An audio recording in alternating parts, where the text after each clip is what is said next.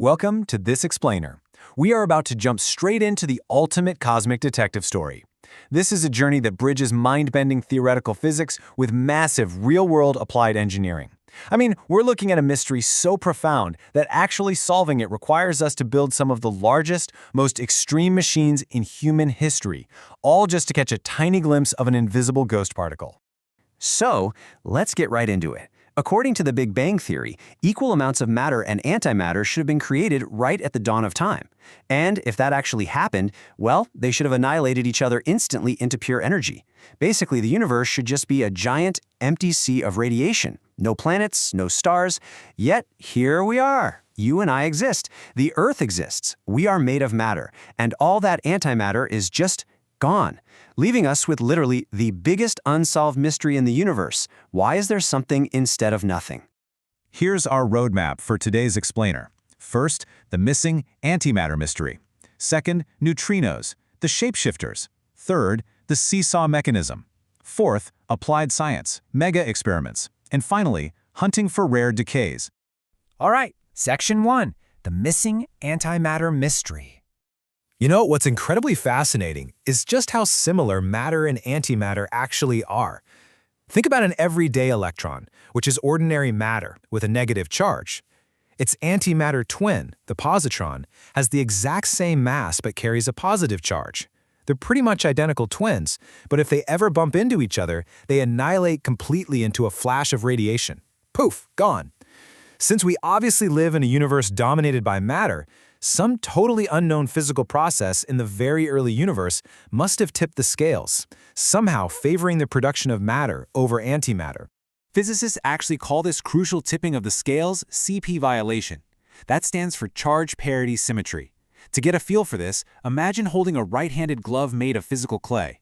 Now imagine turning it into a left-handed mirror image of itself, but with the exact opposite electrical charge.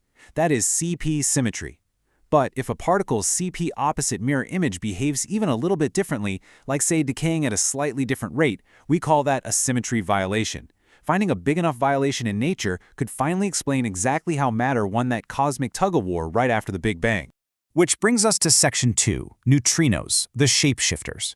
Neutrinos are absolutely wild. They are basically these invisible shapeshifters that barely interact with anything at all. In fact, as I'm speaking right now, about 60 billion of them from the sun are passing through every single square centimeter of your skin every second. They don't have an electric charge, but here is the crazy part. They completely violate the standard model of particle physics. For decades, the math said they had to be completely massless. But the reality? We discovered that they actually oscillate, meaning they constantly switch between 3 different identities, or flavors, as they travel. And to do that, they have to have a little bit of mass, which totally rewrites the rules of physics. Now, figuring this out wasn't just some abstract math problem. It took serious applied engineering. To capture this oscillation data, physicists built the Super Kamiokande, which is this massive 50-kiloton tank of ultra-pure water buried deep underground in Japan. By tracking something called Cherenkov radiation, which is essentially the optical equivalent of a sonic boom made when neutrinos smash into water molecules, they were able to definitively map out the distinct mass hierarchy of these ghost particles. It's a brilliant real-world application, proving these elusive particles have mass. Moving right along to Section 3, the seesaw mechanism. So, how do we explain this tiny amount of mass mathematically, and how does it actually connect to the missing antimatter? Well, theoretical physicists came up with this incredibly elegant solution called the seesaw mechanism. The theory goes that at the very dawn of time, there were incredibly heavy, highly unstable right-handed neutrinos. And in physics, handedness just refers to how a particle spins relative to the direction it's moving. Anyway, these giant particles decayed almost instantly in a process called leptogenesis. This rapid decay created a fundamental imbalance that heavily favored the creation of matter, while leaving behind the ultralight, left-handed neutrinos that are constantly zipping through our bodies today. The easiest way to visualize this physical balancing act is to picture a literal seesaw. The heavier that theoretical right-handed neutrino was at the very beginning of the universe on one side of the seesaw, the lighter our everyday left-handed neutrino gets popped up on the other side today. It perfectly explains why the neutrinos we observe right now have such ridiculously tiny masses compared to other stuff like electrons or quarks. All right, let's get into the hardware in Section 4, applied science and mega experiments. See, we aren't just leaving this math on chalkboards. International teams are applying these quantum theories to construct some of the most colossal subterranean facilities on Earth. We're talking projects from Dune in the USA to Legend in Italy. These incredible feats of applied engineering range from giant 50-kiloton water tanks to massive vats of enriched radioactive isotopes, and they're all buried deep underneath mountains just to shield them from cosmic rays specifically designed to catch these neutrinos in the act of violating CP symmetry.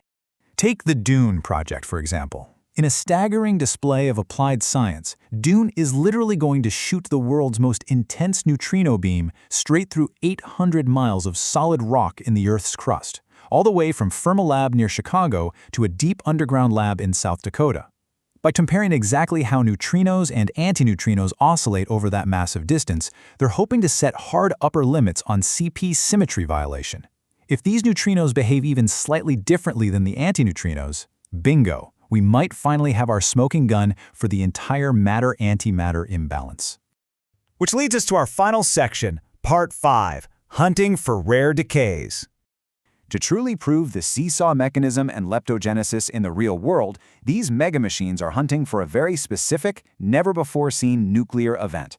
It's a theoretical process called neutrino-less double beta decay. Normally, when two neutrons inside a nucleus decay into protons, they emit 2 electrons and 2 antineutrinos.